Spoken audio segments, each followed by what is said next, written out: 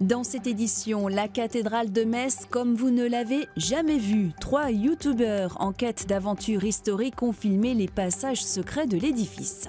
À Lyon, le musée des Confluences sur les traces de Corto Maltese.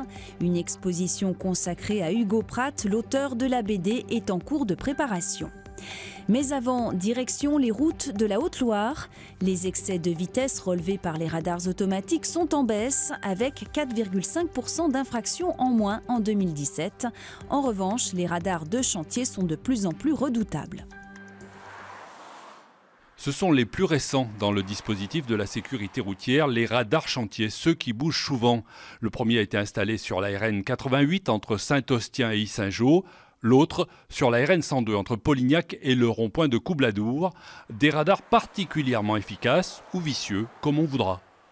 C'est l'effet de surprise comme les contrôles aléatoires avec des véhicules.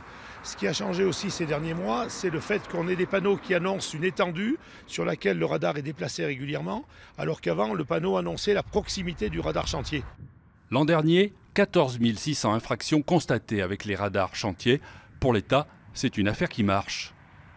Il n'y a pas de piège ou de volonté de faire tomber l'automobiliste dans une machine à cash. Ce n'est pas du tout le souhait de l'État. C'est un objectif purement de sécurité routière, ce n'est pas un objectif financier. Je vous rappelle que l'ensemble des amendes générées par les radars, plus de 90% vont à l'amélioration de la sécurité routière. Moins de 10% vont au désendettement de l'État. Toujours est-il que la vitesse moyenne baisse sur les routes, c'est ce que constatent les professionnels comme ce gérant d'auto-école. Les radars font partie du paysage et les mentalités peut-être changent, notamment chez les jeunes conducteurs. J'ai toujours un œil sur mon compteur. La peur de perdre des points surtout, et de perdre le permis et après, ensuite. Et du coup, ouais, il faut respecter les limitations, même pour le niveau des accidents ou autres. D'autres radars pourraient encore se rajouter cette année sur les routes de Haute-Loire. Le préfet en a fait la demande. Des routes beaucoup plus sûres en tout cas. Il y a 40 ans, on dépassait les 60 morts. L'an dernier, il y a eu seulement, si l'on peut dire, 12 tués. À Lyon, le musée des Confluences prépare une exposition consacrée à Hugo Pratt, l'auteur de Corto Maltese. À cette occasion, des objets ethnographiques qui ont inspiré la BD seront présentés au public, des œuvres en cours de restauration. Dans ses bras, des trésors, ceux représentés par Hugo Pratt. À travers les histoires qu'il racontait, l'auteur de Corto Maltese a prouvé qu'il était bien plus qu'un dessinateur de bande dessinée, un ethnologue facétieux. Dans l'œuvre de Pratt, il y a plusieurs niveaux. Il y a des niveaux qui sont effectivement assez fidèles, où on peut retrouver des objets réels ayant existé et présentés encore aujourd'hui dans certains musées. Et puis il y a des choses où il est beaucoup plus dans le jeu, c'est-à-dire qu'il a les codes, il n'y a aucun doute. Mais à partir de ces codes, il va mélanger les choses, il va mélanger les régions du monde, il va mélanger les univers. Du coup, le musée des Confluences a décidé de consacrer sa prochaine exposition à Hugo Pratt. Une centaine d'objets seront sortis des réserves, des objets présents à travers l'œuvre du dessinateur qu'il faut restaurer avec attention. Il a fallu en fait tout repositionner, refixer, reconsolider et refixer toutes les parties en moelle végétale, organiser un petit peu les plumes. Bon là j'ai pas terminé. Les deux restauratrices travaillent actuellement sur des masques, des statuettes, des arcs ou même des crânes. Tous ces objets ont un rapport avec l'univers visuel de Hugo Pratt, un privilège pour elle. C'est intéressant aussi, par le biais des objets ethnographiques, d'aborder des sujets aussi divers que Hugo Pratt et les arts graphiques. D'habitude, c'est plutôt des expositions vraiment ethnographiques, alors que là, c'est une exposition sur l'œuvre d'un dessinateur, donc c'est intéressant. On croise un peu les frontières. Après plus d'un an de recherche, l'exposition se prépare activement. Hugo Pratt, ligne d'horizon, ce sera à partir du 7 avril prochain.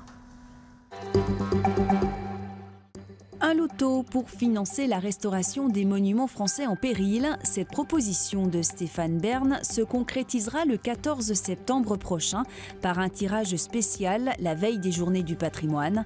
En Charente-Maritime, plusieurs sites espèrent bénéficier des recettes du jeu.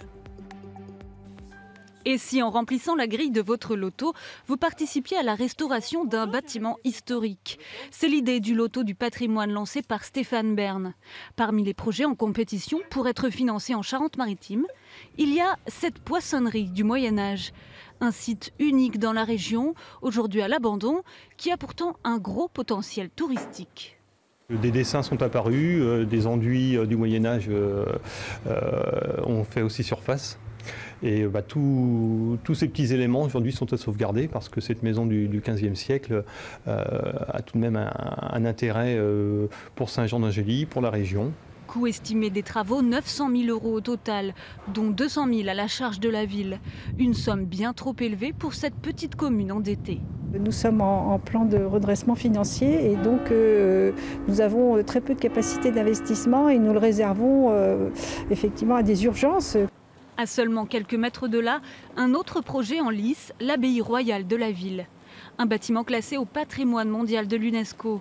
Cela fait 30 ans qu'il est en rénovation, mais il reste encore la moitié du monument à restaurer. Le plancher supérieur s'est percé avec l'humidité. Ici, les montants des travaux se comptent en dizaines de millions d'euros. Alors forcément, pour l'élu, être financé par le loto du patrimoine, ce serait une aubaine.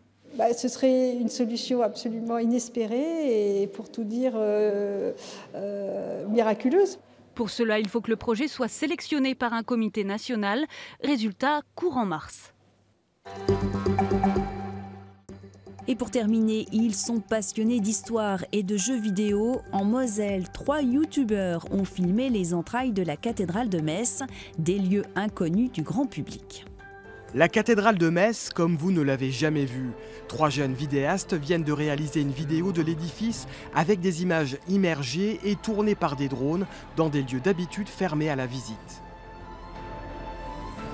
On a eu l'occasion de visiter plusieurs tours, la tour de la Mute, la tour du Chapitre. On a eu l'occasion également de monter sur le toit par un arc-boutant, d'aller dans les combles de la cathédrale qui sont assez surprenantes, qui ont été reconstruits par les Allemands après un grand incendie à la fin du 19e siècle.